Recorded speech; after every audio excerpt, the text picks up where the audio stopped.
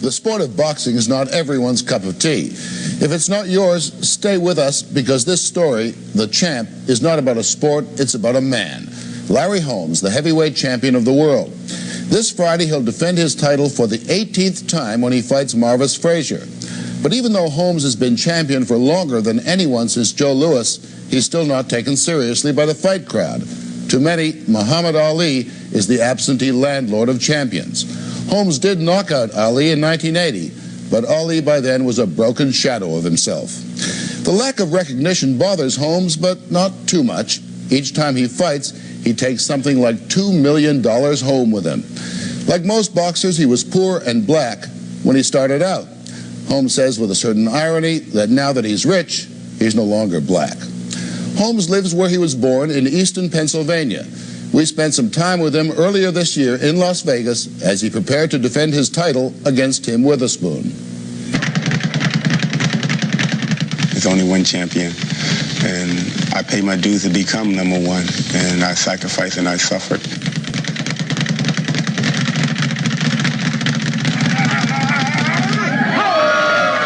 His story is not unique in boxing. He dropped out of school at 13 for a career in a car wash. Life is funny. He's made $45 million so far in the ring. But if people weren't willing to watch, or television wasn't willing to pay, he'd still be working in a car wash or worse. Bash a man's head in the street, you go to jail. Do it in the ring, you are treated like a god. Larry, hold my baby too. Oh. And when I represent people, I don't represent them because I'm black. I don't represent them because I'm getting $2 or $3 million. I represent them because I'm a people's champion. I represent them just as a human being, a guy who made it, a guy who came up from nothing and became something. Holmes knows the value of all this, part of the hype, playing on the demand of people to be entertained. A fight lasts, at its longest, 45 minutes, but it can take months of preparing, of fine-tuning the public.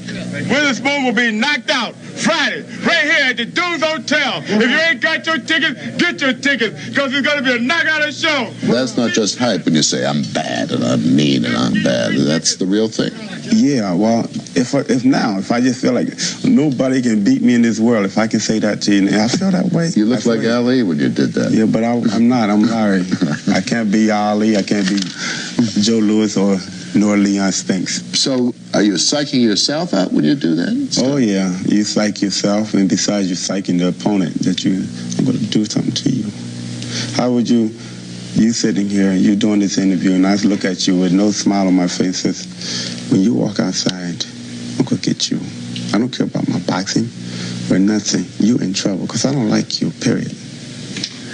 Well, does that make you think? If I hadn't met you before this interview, I would probably not be sitting here by now. At 34, the conditioning, the fine-tuning of the body involves more than just daily workouts. It must be done with the help of a doctor. 5, 6. Boxing is not really a business for a man this age, maybe a man of any age. Larry, hurry up, give me a kiss. My wife, she goes along with me to whatever site I'm fighting at. Larry tells people I say I wanted him to quit when he started. That's true. Because I'm afraid one day he might get hurt. You know, and we have 2 kids, and kids love him just as much as I do, and they want to go up and see their daddy, be able to play with their daddy. Already made my mind up to hurt you. God and everything. Already made my mind up to hurt you. Your mouth been running ever since. Don't pray to God, because God ain't in there. Daddy has just strolled out into the hotel lobby and walked into his opponent, Tim Witherspoon. A press agent's dream. Accidental hype. Everything's going to be all right. Your sparring partner didn't do nothing to you. I'm going to do it to you. I'm going to come in if I have to crawl in there with one arm and one leg. Holmes is no Ali in the verbal side of boxing, no flights of poetic fancy, just an earthy promise. I'm going to knock all your 29 teeth down your throat. Fight night, the 43rd fight night in his professional career, and he does not yet know what it is to lose. Still, the tension is almost unbearable. Portrait of the boxer in meditation, concentrating out all other thoughts than the job at hand. I'm on the edge. Holmes time, champ. I have to build that animosity up towards the guy. I have to change. I have to leave the goodness out and bring all the bad in, like Dr. Jekyll and Hyde. Right now, it's not too tight in there. It's not. Okay.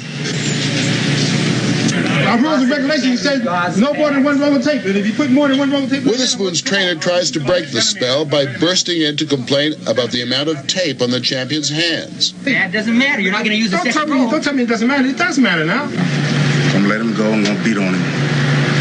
I'm not going to knock him out. I'm just going to beat on him. Holmes delivers him a quiet, frightening lecture. Don't ever in your life, as long as you're black, say another word to me. And you're going to be black until you die.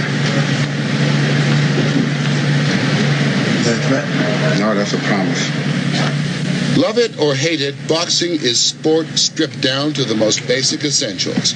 One man against another. Caveman instincts presented as high art and entertainment. Number one champion. Nobody mad like you. Number one champion.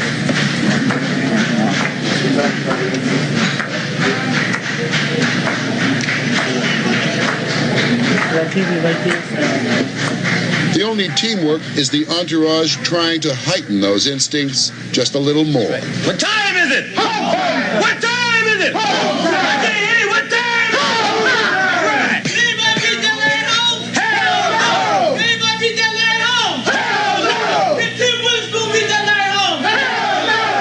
Outside, Witherspoon has arrived. He is hopeful. He has nothing to lose except maybe his sight or a few vital brain cells, and possibly he has a championship to gain. And there's the money, too. Don King, who's responsible for this entertainment, has plenty to be gained, millions to be gained. It's been said that boxing promoters are the pimps of sport. If that is so, the boxers are the prostitutes. Hey, we are the products. We are the whores, the prostitutes. We go out there and we prostitute ourselves so the promoters can make some dollars to pay their bills. One hand washes the other. The biggest attraction on cable television is not movies or rock concerts. It is boxing. Nothing like something absolutely unapologetically violent to make us all sit up and take notice. The point is to knock a guy out, to get him out of there as quick as you possibly can without you taking any abuse on your own body. Does it give you pleasure when you hurt a man in the ring? It don't give me pleasure. It might give other fighters pleasure. I'm not a sadist. If I hurt the guy, hey, if I'm doing what I have to do, what I'm supposed to do, what they're paying to see me do, to knock him out. As far as I hit him with a right hand and he goes down and don't wake up again, it's not my problem. I always say a prayer. God, don't let me hurt this guy and please don't let him hurt me. I feel for the guy, you know, that will get hurt or whatever. And I would say I'm glad it was him. Glad it was him? Yeah, I'd rather it be him than me.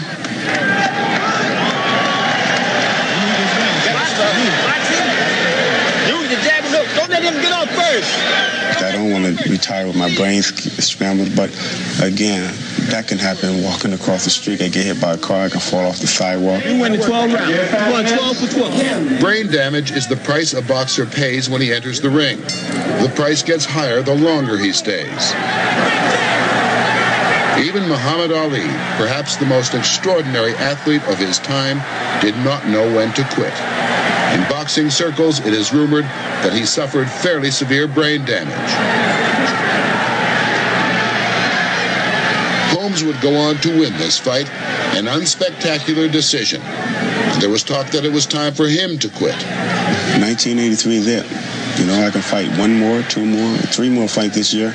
Whatever I feel like I want to do, or if I think I can get it in, I would do it. But 1983 was my last year of boxing. But aren't you saying the same thing that every champion, with one or two exceptions, has said? One more leads to one more, and those $1 million paydays are irresistible. And there are just so many blows that a man can take to the head, to his head, before something happens to him. Quite true. That's in anything, though. You know, it's one more cigarette. That one more cigarette might be too many. One more punch. That one more punch might be too many. But right now, I just want to do it until I don't have that desire to do it anymore. And I'm going by what I said to my wife years ago. I made that statement that, hey, 1983 could be my last year of boxing. because I have achieved the things I want to achieve, and I want to go out with a glorious fight. I want to give another young man an opportunity to fight for the title. But does a boxer or any athlete know when he's been used up? Or so used up that he can be taken? Yeah, I think so.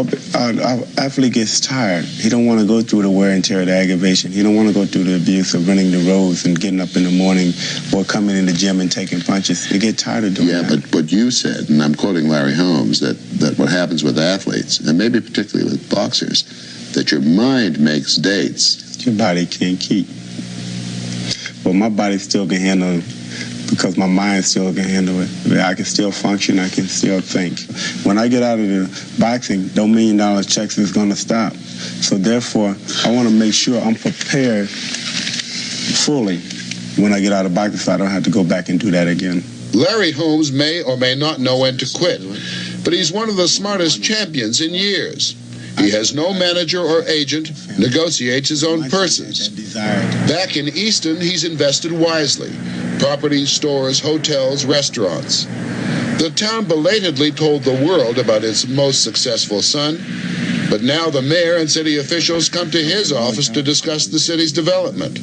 Holmes boasts that he may only have a 7th grade education, but that he has a PhD in common sense. Because I'm going to put a Kentucky Fried Chicken up, but I don't want to put $400,000 in a building when I can take one of the old buildings that we have and do the same thing. Yeah, we can take something like that. I like that. And do that. You want to do that? Yeah. I'd love for you to do that.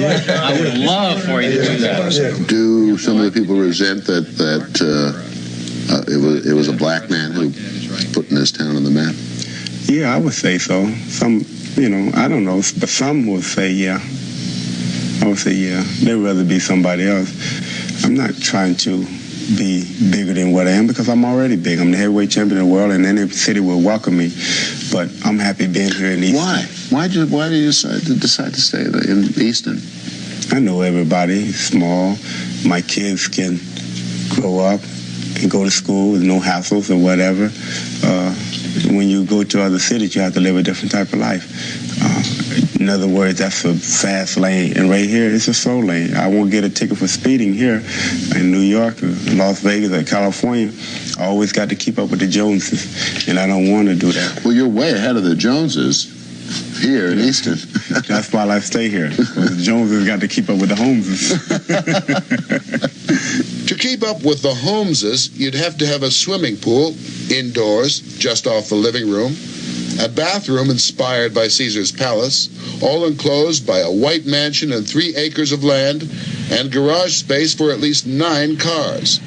The toys, the Rolls Royces, the Mercedes, and custom-built Zimmers, the proof that a man has made it. How about you? Do you ever feel guilty about buying some of these toys? Oh, no, because I earn it. I take the shots. I sacrifice. I run the roads. And Larry Holmes, as careful a money manager as he is, still likes to flaunt his wealth a little bit.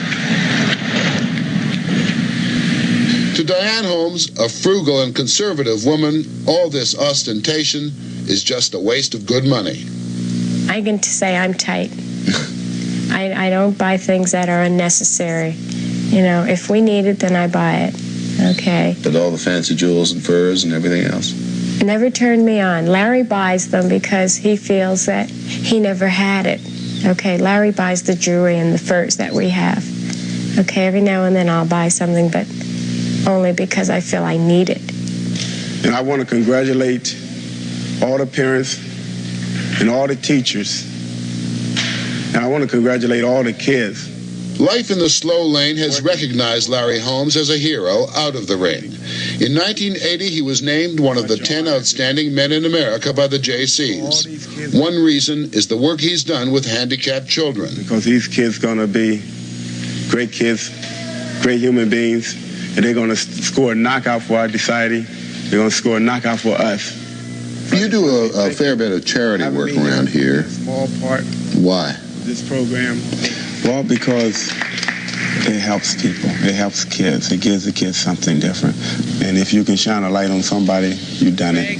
Larry Holmes knows exactly where he came from, and staying on in Easton, he can easily measure just how far he has come. Here is where we love. And he knows, as few successful people know, just exactly who he is and how quickly a man can change from being a god back to just another human being.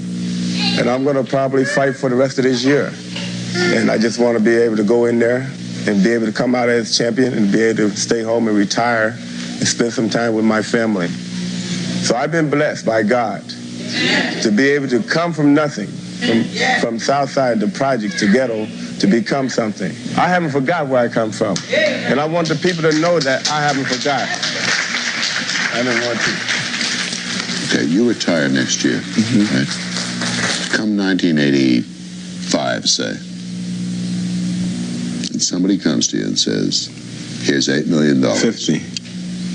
Here's $9 million. No, let's say 50. For Here's $10 million to fight whoever's. 50. Okay, 50. Yes, sound better. And say, Larry, would you fight so-and-so? Yeah. I would say, what am I going to do with $50 million? I'm going to be happy just being in Easton. What am I going to do with $50 million? You'll think of something. Right now, I'm glad I won't be able to think of anything, so I will turn it down.